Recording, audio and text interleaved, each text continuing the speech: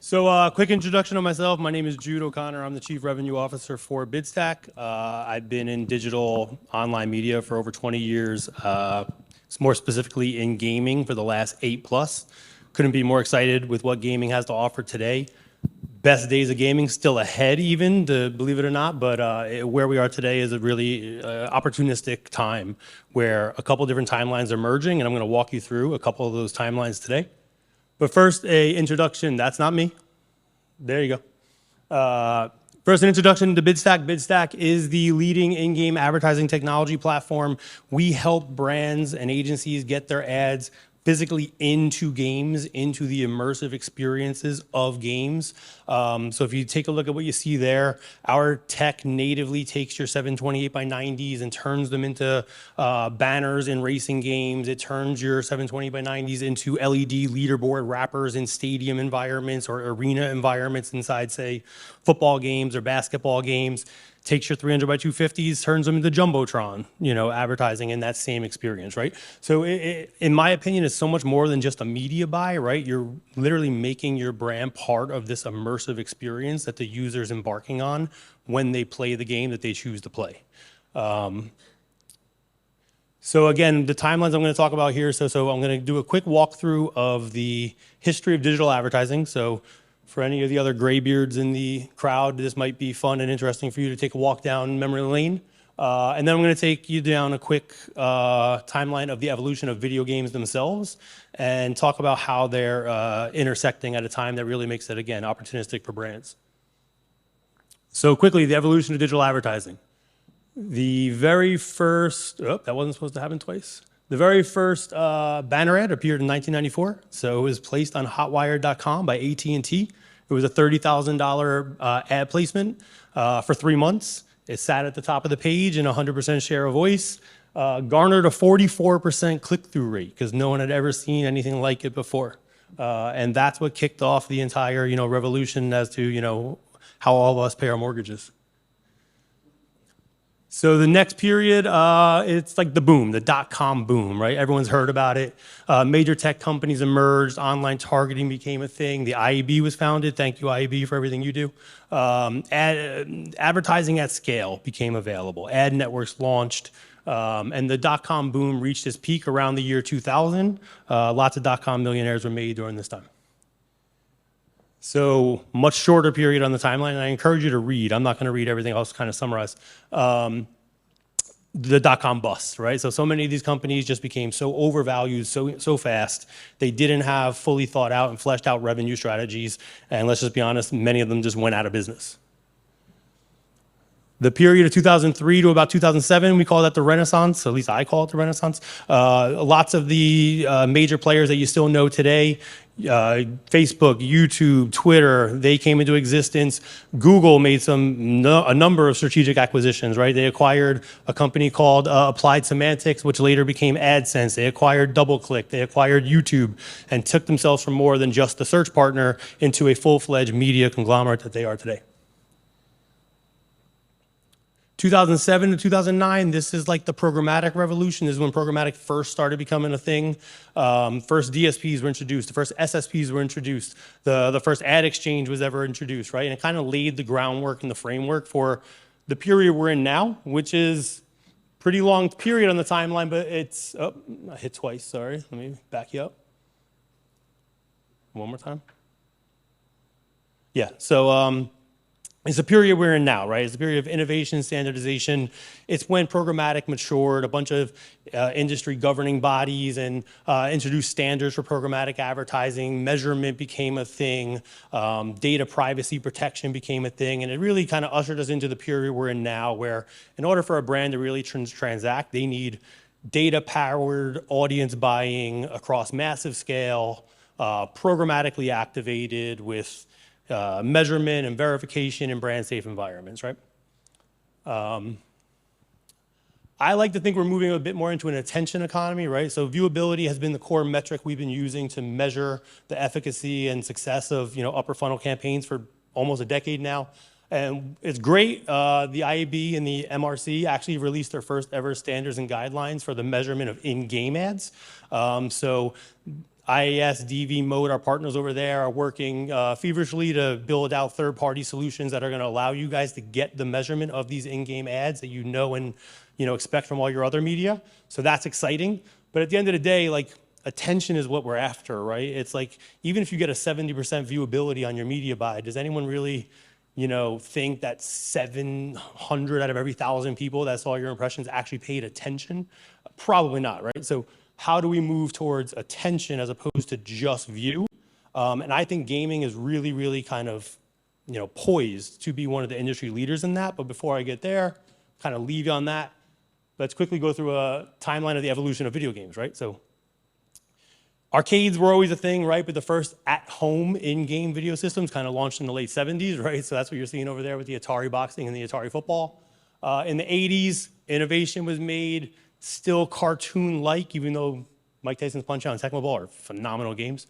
As we move into the 90s, you see another major leap forward in realism, right? That's all these publishers really strive to do. They strive to make their game more real, more lifelike, more of the virtual world matching the real world, right? You also get your first taste of in-game advertising, right? So if you look at the bottom there, Gatorade struck a deal prior to this ABC Monday Night Football, publishing game being released to hard code their ad from a contextual play into the game. Makes sense, right? But it's laborious, right? You can't strike deals with each individual publisher. Boxing's Legends of the Ring, same thing. Pepsi, Pizza Hut, contextual play. Why? You go to a boxing arena, you expect to see advertising in the rafters, right? So it was actually making it more lifelike, providing additional revenue to the pub. But again, too much heavy lifting, couldn't be transacted the way you guys need, right?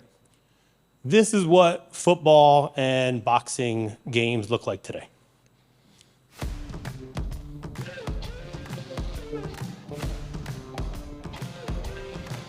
I mean, you may as well just be watching Monday Night Football at this point, right? So imagine your ads on that Jumbotron wrapped around the LED of those stadiums. We can do that. Boxing title.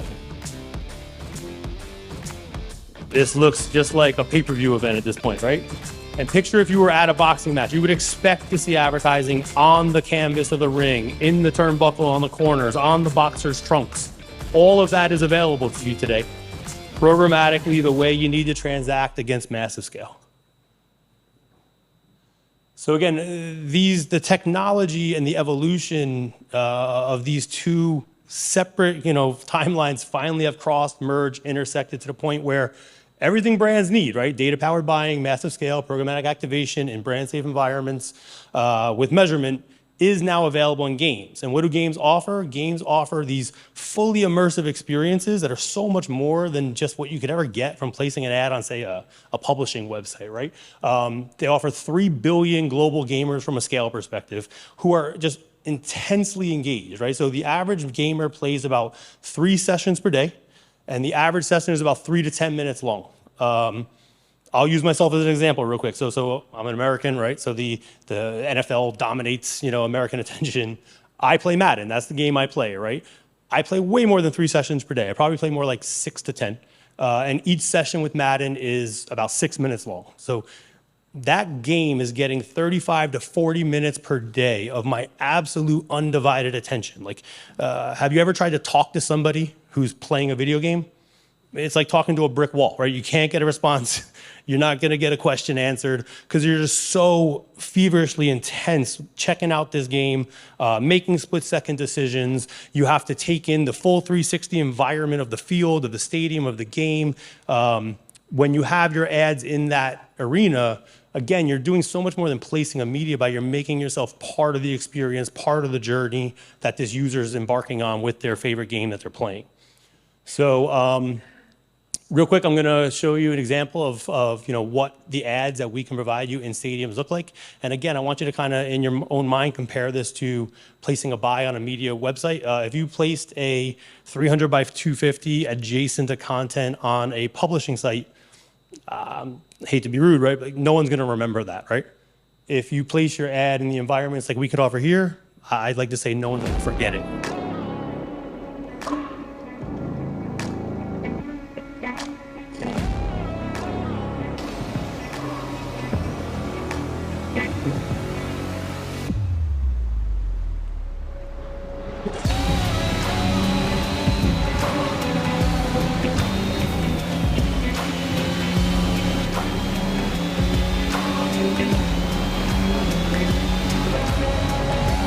Again, no special creative needed. Our tech natively does this for you.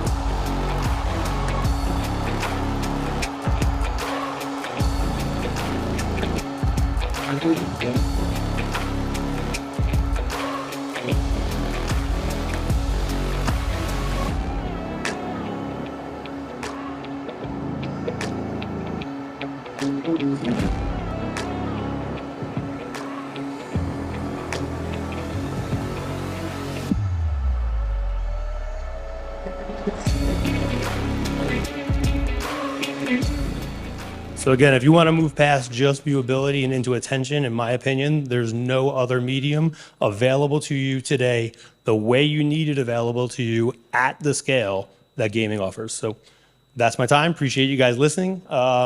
We have a panel that's upcoming now, so I'm going to turn it over to Sam Cook, who's going to introduce the panel.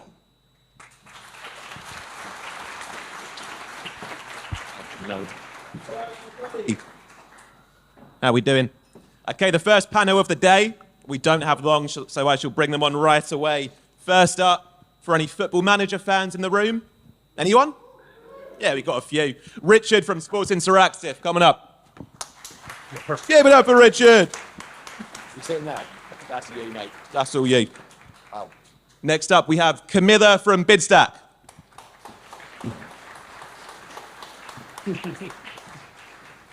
And last but by no means least, we have Simon from Spark Foundry.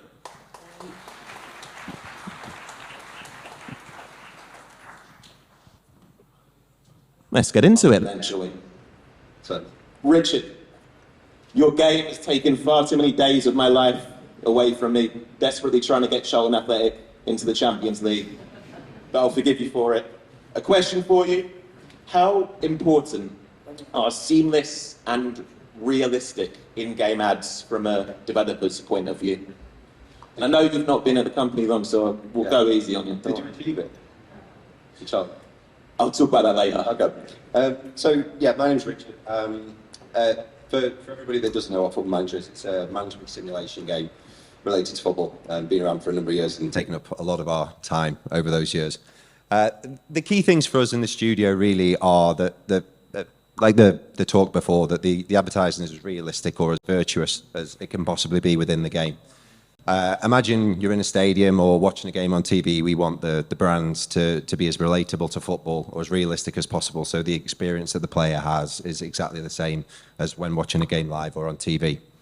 Underpinning all of that is the tech that actually you can see on the screen right now, so that actually allows the game to run normally, and also the advertising also to be geolocated, and with no in-game performance dropouts throughout the whole experience. And a further point is with Bidstack, we've got a very nice approvals process. We, as a business, have a number of charities and other partners we work with, and so there is regulations around what we can do. Fortunately for me, not many hit my level in terms of approval, which suggests to me that it's going pretty well. And I suppose finally, it's an important revenue stream for SI or Football Manager, enabling us in the future to maybe create free-to-play games or other games in the future. So yeah, the money side of it is important as well. For sure. Thank you very much.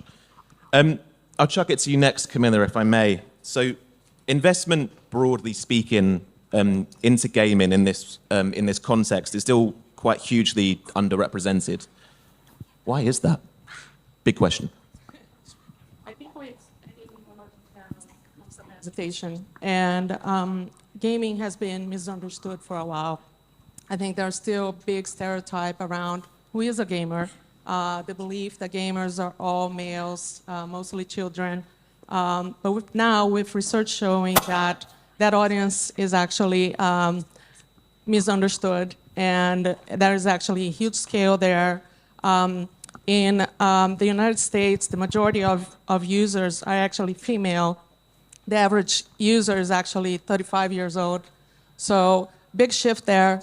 As Jude mentioned, a lot of attention goes into a gamer. They are immersed in the experience, which brings great metrics for brands. So I do believe that is starting to shift. But yes, still very underrepresented. For sure. Simon, any thoughts on that one? Yeah, I would agree with Camilla. I think it is starting to shift. You know, there's still a huge disparity though, in terms of eyeballs and ad spend. I think there's a degree of paralysis of choice maybe on the client side in terms of, you know, they probably recognise now that gaming is so broad, but they don't really understand how to access it, and that's kind of where agencies, it's incumbent on agencies to ensure that they're selling it in properly, because with the size that it is, it should be regarded as a media channel in its own right, I think. Absolutely. Quite closely linked to this one, and you mentioned the agency side, Simon, so we'll stick with you if we may. What are the main considerations for both brands and agencies when investing into in-game advertising? Well, I think like any channel, it comes down to a combination of, you know, audience and environment. And I think Jude referred to the IAB, the new guidelines that have been released. I think that's been long overdue. There's been a lot of disparity in the way that publishers have been measuring, and to have a more uniform process for that, you know, will really allow a greater kind of consistency across the industry in terms of measurement. So you've got all three boxes ticked there from an agency perspective, and you know, it makes it a lot easier, I think, to sell in when you know, a lot of the digital kind of parameters are now following through into gaming. And Camilla? I think brands will find engaged scale and reach within gaming. There's 3.2 billion gamers out there who play around 30 minutes a day. The experience is quite positive. The user is really immersed. It's not intrusive. So the advertising feels a lot more like the real world. Games are also inherently safe. It's a multi-billion-dollar industry that puts a lot of thought into making sure the user has safe virtual worlds. And finally, with standardization, it's now available programmatically, which makes it very easy for brands and agencies to activate as well. And I think the safe environment is a key point, right? Like there's a game out there for everyone, regardless of which brand you are. This is the last question. As I said, it's a short but sweet panel. And a big final question for everyone to jump in on. Richard, I'll let you go first, my friend. How do you see in-game advertising evolving in the future? You don't have to just talk about FM, but you can if you want. I will. I'll talk about FM. I think the difference, but it's not unique to FM. But it's got a community of users that play for hundreds, if not thousands, of hours. And so there's a unique opportunity there, but I believe the points that follow will apply to any game as well. It creates a growth in revenue for brands that currently isn't monetized, in my opinion, because the audience is so attentive, as per the presentation before. And then that revenue then for us as Sega or SI allows us to put that money back into the game. To create better experiences. So it's a natural flow really from the investment that comes into the advertising going into the game, making the experience better. So for me, it's cyclical. For sure. Yeah, you mentioned earlier about the potential for certain games to go free to play. Yeah. Due to this, right, which I think is a huge opportunity. Yourself, sir. Yeah, I think, you know, the question will be the influence of the metaverse. I didn't want to be the first person to mention that word today, but I think I might. I think it will come up once or twice. Yeah, I mean, you know, if you know, there's a few different ways of approaching planning, whether you go down the attention route or down the reach route. If you're going down the reach route, the metaverse is definitely not the thing that you want to be selling into clients right now. But how that evolves over the coming years, it'll be interesting to see. I mean, the one thing that it does probably offer is a greater versatility of ad product. So that'll be really interesting to see how that evolves. And Camilla? Yeah, I think in-game ads are also going to expand into console very soon, and games will just continue to go mainstream from here. So good place to advertise. It is indeed.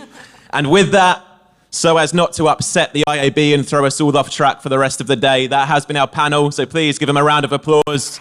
And they'll be here all afternoon if you want to come and have a chat. Thank you, everybody, and thank you to the IAB for having us.